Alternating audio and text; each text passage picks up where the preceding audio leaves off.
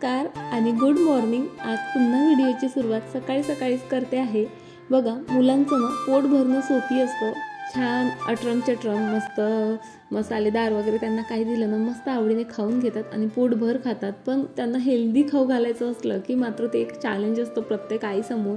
मटकीची उसळ वगैरे तशी तर आरोही खाऊन घेते, पण आपण नेहमी तीच ती दिली ना तर मुलं बोरही होतात। सो आज मी इथे ना सर्वच जे कडधान्य आहेत जसं मटकी, मूग, हरभरा आणि त्यात काही शेंगदाणे असे मी भिजायला टाकत असते, कारण आम्ही दोघंही ते भाजून खात असतो। कारण त्यातनं ना बरंच जे आहेत न्यूट्रिशन व्हॅल्यूज जे आहेत आपल्या शरीराला लागणाऱ्या पूर्ण होतात। पण मुलं ते नेहमी खायचा कंटाळा करतात। त्यामुळे आज मी तिला छान कडधान्याचे कटलेट्स बनवून देणार आहे। मस्त अगदीच इझी रेसिपी आहे आणि सर्वात महत्त्वाचं म्हणजे भरपूर पौष्टिक आहे आणि मुलं आवडीने खातातही। सो इथे मी आलू उकळायला घातले होते, सो ते उकळून झालेत माझे। आलूचेच पराठेही बनवून देणार आहे आज मी तिला, कारण तिने तसंच मला रात्रीच बजावलं होतं। सो आलूचे पराठे आणि मस्त कटलेट्स जे आहेत आज मी बनवते आहे। सकाळी सकाळी होती माहिती आहे का थोडी घाई गडबड, पण ना असं काही बनवायचं असलं मी जरा रुटीनच्या 10 मिनिटं आधीच उठते, म्हणजे माझा वेळही मी एन्जॉय करू शकते आणि मुलांना जे हवं ते त्यांना बनवूनही देऊ शकते। कारण मला ना म्हणजे सवय आहे ती, सकाळी उठल्यानंतर अर्धा तास हा माझा असतो। मी काहीही करते त्यावेळेत, कधी म्हणजे एक्सरसाइज करते, मेडिटेशन करते आणि नाहीच मला काही करावंसं वाटलं ना मी शांत एका ठिकाणी फक्त बसून राहते।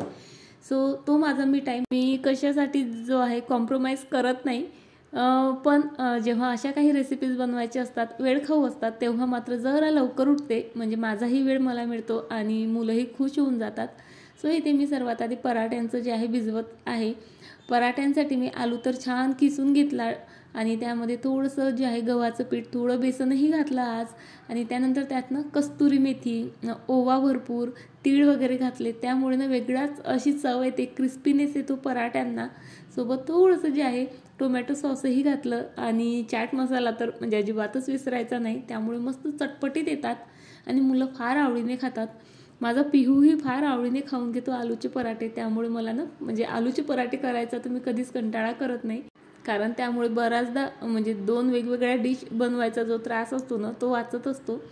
सो आलूचे पराठ्यांचं प्रिपरेशन झालं, त्यांना जरा रेस्ट दिली आणि इकडे ना मी जे मला कटलेट्स बनवायचं आहे त्याचंही प्रिपरेशन करते आहे। कटलेट्ससाठीही सेम आलू घेतलेत, सोबत सर्व कडधान्य, त्यामध्ये 2 मिरच्या, थोडंसं अद्रकचा तुकडा आणि 4-5 लसणाच्या पाकळ्या मी मिक्सरमधनं फिरवून घेतलं, ते मिश्रण टाकलं आणि त्यामध्ये सुद्धा मी छान तीळ घातले, थोडासा ओवा घातला आणि सर्व मसाले वगैरे घातले मस्त। आणि ना त्यामध्ये सुद्धा छान थोडंसं मी टोमॅटो सॉस घातला, कारण मस्त चटपटीत चव येते त्याला। आणि त्यानंतर मस्त अशी गोल छोटे कटलेट्स करून मी कढईतच जे आहे शॅलो फ्राय करणार आहे। त्यासाठी इथे मी बटर यूज करते आहे, कारण आरोहीला बटर फार आवडतं, नाहीतर तेलानेही होऊन जातात, पण तिला बटर आवडतं। सो थोडंसं बटर टाकलं आणि त्यामध्येच जे आहेत हे सर्व कटलेट मस्त असे शॅलो फ्राय करून घेणार आहे। हे कटलेट ना मस्त बाहेरनं असे क्रिस्पी कुरकुरीत बनतात आणि आतून छान सॉफ्ट राहतात। मी आरोहीला ना असं म्हणजे जेवणामध्ये नाश्त्यामध्ये वेगवेगळ्या रेसिपीज वगैरे आपण ट्राय केल्यात ना तर तिला ना फार आवडीने खाऊन घेते ती, आणि तिला नवीन हवं असतं काहीतरी, मग तुम्ही काहीही करा, काही कशातही मिक्स करा, पण तिला द्या, ती फार आवडीने खाऊन घेते। सो बघा इथे कटलेट चालू आहेत, सोबत माझे पराठेही बनवून तयार झालेत। मुलांचं कसं दररोजच असतं की मम्मा काहीतरी वेगळं दे, तेच ते नको। नाश्त्याचा टिफिनसाठी जो शॉर्ट ब्रेकचा टिफिन असतो त्यासाठी तर माझ्या आरोहीचं फारच घनघन चालू असतं। सो असे वेगवेगळे ऑप्शन जे आहे मी ट्राय करत असते आणि तिला देत असते। बरेचसे ऑप्शन ना फसतातही, तिला आवडत नाहीत, पण जास्तीत जास्त जे आहेत म्हणजे बेस्ट ठरतात, ती आवडीने खाऊन घेते। चला, आरोहीला सोडून दिलं मी स्कूल बसपर्यंत आणि एक छान छोटासा वॉकही घेऊन आले। तोपर्यंत बघा हे पाहुणे जे आहेत म्हणजे जेवणाची वाट बघतच होते। सो मी यांनाही एक छोटीशी पोळी बनवून दिली बघा आणि तुकडे करून तिथे ठेवली ना तर मस्त पोट भरून जेवतातही आणि सोबतही घेऊन जातात। मी बऱ्याचदा ना म्हणजे तांदूळ गहू पण टाकते, पण ते तितक्या आवडीनं ना खात नाहीत, किंवा 1-2 खाल्लं की ते उडून जातं, सोबत घेऊन जाऊ नाही शकत जास्त। पण पोळी टाकली ना बिलकुल कोर पोळी जी आहेत ते सोबत घेऊन जातात आणि म्हणजे त्यांच्यासोबत त्यांच्या फॅमिलीचंही पोट भरतात. आलूचे पराठे, कटलेट्स आम्ही तिघंही मायलेकनं मस्त आवडीने खाऊन घेतो. पण आरोहीचे पप्पा आलू खायचं तेवढं टाळतात. मग त्यांना आता पुन्हा नाश्त्याला काहीतरी वेगळं करून देण्यापेक्षा मी विचार केला चला स्वयंपाकच करून घेते, कारण म्हणजे कितीदा तेच ते करायचं नाही का. म्हणून मी इथे 2 वांगे होते छान भरताचे, सो विचार केला चला भरताचे वांगेच बनवूयात आज. त्याला छान काप दिलेत आणि ते भाजायला ठेवलेत. आणि आरोही स्कूलला गेली, त्यानंतर पिहूची गडबड असते. पिहूची गडबड आवरली, पिहूला स्कूलमध्ये पाठवलं. आणि आज जे आहे आता माझ्या नाश्त्याची प्रिपरेशन करते आहे. खरं सांगते जरा वेळच झाला, कारण असं ना जरा म्हणजे बनवायचं होतं त्यामुळे. नाहीतर पोहे, उपमा असं काही असलं की एक सोबतच बनवून जातं, तर लगेच आरोही गेल्यावर मी नाश्ता आटपून घेत असते. पण आज कटलेट्स बनवायचे बाकी होते, सो कटलेट्स इथे बनवायला ठेवलेत. आणि तोपर्यंत जे आहे मी भाजीची इथे प्रिपरेशनही करते आहे. आणि आपण ना म्हणजे बटर घेऊन आलो की ते कमीत कमी 3-4 दिवस तरी आपल्या घरात असतंच. आणि ते ना मी कधीच असं त्याच कागदात किंवा कार्डबोर्डच्या बॉक्समध्ये ना ठेवत नाही, मला ते आवडतच नाही. त्यामुळे मी बटर यूज करून झालं की उरलेलं बटर मी सर्व जे आहे एखाद्या प्लास्टिकच्या बॉक्समध्ये, जारमध्ये किंवा मग काचेचा जार असेल तर त्यामध्ये ठेवते. अगदी स्टीलचा असेल तरीही चालतं. आणि तसं मी फ्रीजमध्ये स्टोअर करून ठेवते. पण तसंच्या तसं त्यासोबत जो आलेला कार्डबोर्ड बॉक्स असतो त्यामध्ये मी कधीच ठेवत नाही. सो चला आता इथे माझे कटलेट्स बनवून तयार आहेत. आलूचा पराठाही मी माझ्यासाठी बनवला. आणि चला मस्त हेल्दी आणि टेस्टी नाश्ता आता मी एन्जॉय करते.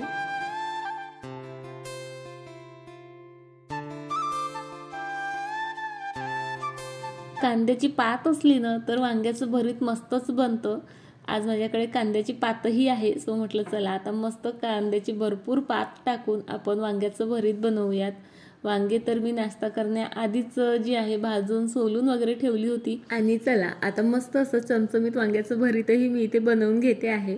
आणि बघा ना म्हणजे ना वजन कंट्रोल करण्यासाठी डाएटवर मी इतकं जास्त लक्ष देते, म्हणजे फारच असा काही डाएट प्लॅन वगैरे फॉलो वगैरे करते असं काही नाही. रोजच जेवण, पण तेही घेताना जरा विचार करून सर्व न्यूट्रिशन शरीराला मिळेल, ऑइल फॅट्स जरा शरीरात कमी जाईल, या सर्व गोष्टींचा विचार करून जे आहे मी जेवण घेत असते. माझं सकाळचा नाश्ता, दुपारचं जेवण, संध्याकाळचं जेवण वगैरे हे सर्व ना म्हणजे ठरवून घेतलेलं आहे आणि त्या प्रमाणात मी करत असते. पण एखाद्या दिवशी ना असं काही बनतं आणि मग काही आपलं कंट्रोल राहत नाही. माझं तरी राहतच नाही, कारण मी म्हणजे नाही खाण्याच्या बाबतीत स्वतःला कंट्रोल करू शकत. मस्त पोटभर जेवते, मग थोडंसं वजन इकडचं तिकडे झालं तरी मग त्या गोष्टीचा मी फारसा विचार करत नाही.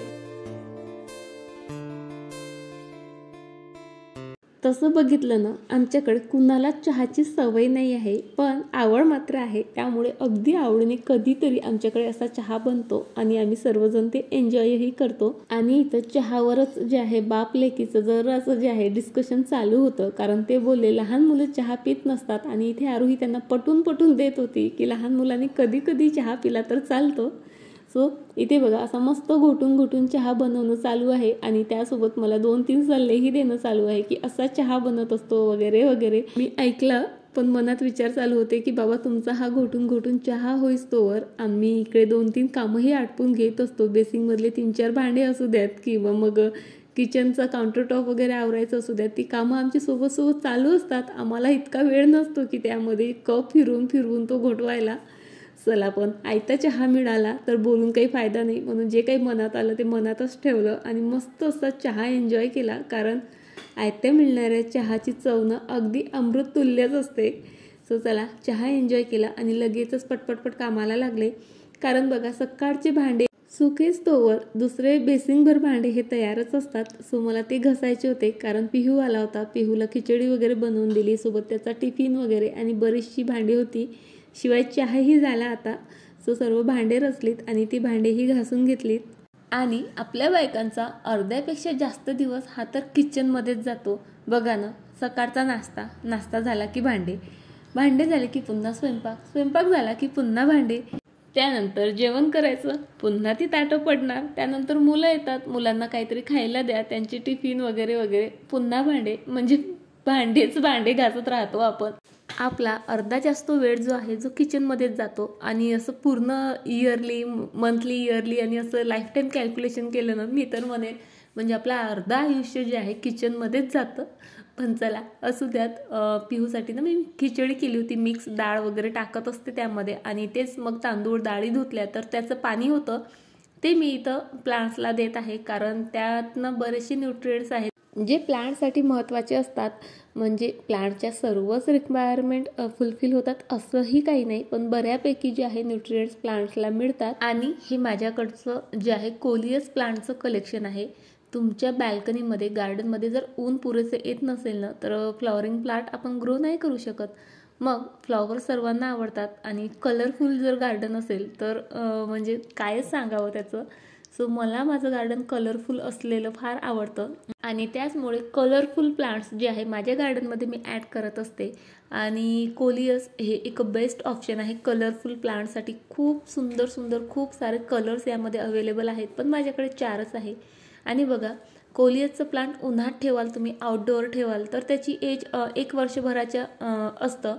आपण तुम्ही गार्डनमध्ये, गॅलरीमध्ये आणि इंडोर ठेवत असाल ना, तर मात्र आपण 3-4 वर्ष ते आरामात जगू शकतो. पण होतं काय, त्याचं एज 1 वर्षाचं जवळपास असतं. त्यासाठी त्याला एक्स्ट्रा केअरची गरज असते जर 3-4 वर्ष टिकवायचं असेल तर. आणि त्यासाठी फार काही नाही करावं लागत.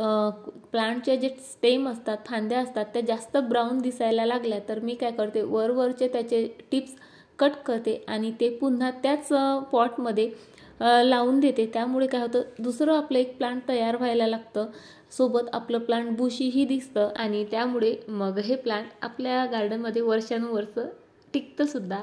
या प्लांटला ना पाणी व्यवस्थित देणं फार गरजेचं असतं. इंडोअर जरी ठेवलं ना तरी या प्लांटला रेग्युलर वॉटरिंग करावं लागतं.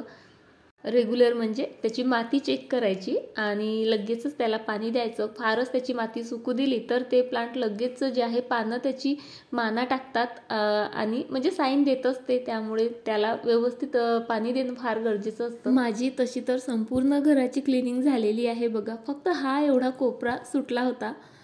ही किचनमधली विंडो आहे आणि यामध्ये सुद्धा मी भरपूर प्लांट्स लावलेले आहेत. कारण बघा, जसं मी म्हटलं, आपलं अर्ध आयुष्य किचनमध्ये जातं. सकाळ दुपार संध्याकाळ आपण किचनमध्येच असतो आणि जास्त कामं झाली की मग चिडचिड होतं वगैरे वगैरे. सो त्यासाठी मी काय केलेलं आहे, म्हणजे किचनमध्ये सुद्धा भरपूर प्लांट्स ग्रो केलेली आहेत. मी ना ऐकलेलं आहे बघा, म्हणजे आपण स्वयंपाक करताना जे काही विचार करतो ना, तेच विचार ना म्हणजे अन्नात उतरतात आणि ते खाणाऱ्याच्या मनात, डोक्यात पोहोचतात असं मी ऐकलेलं आहे. सो स्वयंपाक करताना तरी माझा मूड अगदी फ्रेश राहावा यासाठीच जे आहे मी किचनमध्ये सुद्धा भरपूर प्लांट्स ॲड केलेले आहेत. त्यांचे छान छान कलर पाहून वगैरे ना माझा मूड छान फ्रेश होतो आणि मस्त फ्रेश मूडने जे आहे मी माझ्या किचनमधली जी कामं आहेत करत राहते. सो त्यामुळे किचनमध्ये ना कधी मला बोरही होत नाही आणि माझा मूडही फार छान राहतो. चला आता बोलता बोलता बघा, ही विंडो मी पूर्ण क्लीन केलेली आहे. बरीच अशी जी आहे खराब झालेली होती, पूर्ण या प्लांट्समधली माती वगैरे खाली सांडलेली होती. सो ती सर्व क्लीन केली. आणि मी नेहमीच म्हणते बघा, म्हणजे डेकोरेशनसाठी, घर सजावटीसाठी किंवा गार्डनिंगसाठी पैशाची गरज असतेच असं नाही. अगदी तुटलेल्या कपापासनं जे आहे मी प्लांटर्स बनवत असते. आता हे एक बघितलं तुम्ही, आणि हे दुसरं प्लांटर बघा, हेही तुटलेल्या कपापासनंच आहे. असं जर सिरॅमिक्सचं प्लांटर आपण मार्केटमध्ये घ्यायला गेलं तर ऑब्व्हियसली 100 रुपयाच्या जवळपास पडेल. पण हा फक्त 30 रुपयाला मी कप घेऊन आलेली होती. तो तुटला आणि त्याचा यूज मी इथे ॲज अ प्लांटर म्हणून करते आहे. बरेच दिवस झाले होते, आरोहीचं सतत चालू होतं, मम्मा गाजराचा हलवा कर. मी टाळत होती असंही काही नाही, पण ना कामाकामात विसरून जायची. सो फायनली आज ती बोलली की नाही, तुला आज करावंच लागेल. आणि तिने ना लगेच गाजर घेतले आणि बघा छिलायला सुरुवात केली. पण तिला काही छिलता येईना. सो तिला मी समजावून सांगितलं असं असं करायचं आणि तिला कामाला लावून दिलं. कारण बराच वेळचे जे आहेत माझे कामं चालू होते आणि ती असते ना छोटी भूक, तसली काहीतरी मला जाणवत होती. सो फ्रीज ओपन केलं तर त्यात मस्त हरभऱ्याची गाठी दिसले आणि ती भाजायला लागले. खूप आवडतात मला अशी भाजलेली गाठी खायला. आणि ना आमच्या लहानपणी आमची आजी शेतामध्ये मस्त मातीमध्ये हरभऱ्याचं झाडं अशी मस्त भाजून भरपूर गाठी आणून द्यायची. म्हणजे आम्हाला 15-15 दिवस पुरायचेत ते. आणि काय चव असायची त्या गाठ्यांना, म्हणजे काय सांगू. आता या गाठ्यांना काही तसली चव येणं शक्य नाही, पण तरी पोट भरतात आणि छानही लागतातच बरं का. सो मस्त गाठी भाजले, खाऊन घेतले. तोपर्यंत आरूने अशी उद्व्याप करून ठेवलेलेच होते, बघितलंच ना तुम्ही. भरपूर तिने गाजर तर चिल्ले, सोबत मला किसूनही दिले, पण सोबतनं भरपूर पसारा करून ठेवला होता. सो तो सर्व आवरला. आता चला, लेकीनं एवढी मेहनत केली म्हटल्यावर तिच्या आवडीचं तिला लवकरात लवकर बनवून मला द्यावंच लागेल. सो कढईमध्ये मी मस्त 3-4 चम्मच तूप ओतलं. त्यानंतर त्यामध्ये सर्व ड्रायफ्रूट्स मस्त असे फ्राय करून घेतलेत, ते काढलेत आणि त्यामध्येच आणखी तूप ओतून जे आहे पूर्ण जे किसलेले गाजर होते ते घातलेत. गाजर छान म्हणजे असे नरम होत आले की त्यामध्ये 1 ग्लासभर मी दूध टाकलं, थोडंसं आणखी शिजू दिलं. त्यानंतर त्यामध्ये 1 वाटी साखर, 1 चम्मच मस्त विलायची पूड टाकली. विलायची पूडनं खूपच मस्त चव येते. छान थोड्या वेळ शिजवून घेतलं आणि छानसं त्यातलं पाणी आटत आलं. गाजर छान नरम पडलं की त्यामध्ये सर्व जे ड्रायफ्रूट्स होते फ्राय केलेले ते टाकलेत आणि बघा काय मस्त बनला आहे गाजराचा हलवा. खूप लवकर बनतो आणि टेस्टी तर इतका बनतो की कायच सांगू तुम्हाला. चला तर मस्त हा गाजराचा हलवा मी आता एन्जॉय करते आणि आजचा व्हिडिओ इथेच संपवते. पुन्हा भेटते तुम्हाला अशाच एका छान व्हिडिओसोबत. तोपर्यंत स्वतःची काळजी घ्या आणि हो, अजूनही चॅनलला सबस्क्राईब केलेलं नसेल, चॅनलला सबस्क्राईब करा, लाईक करा, शेअर करा आणि छान छान कमेंट करा. बाय.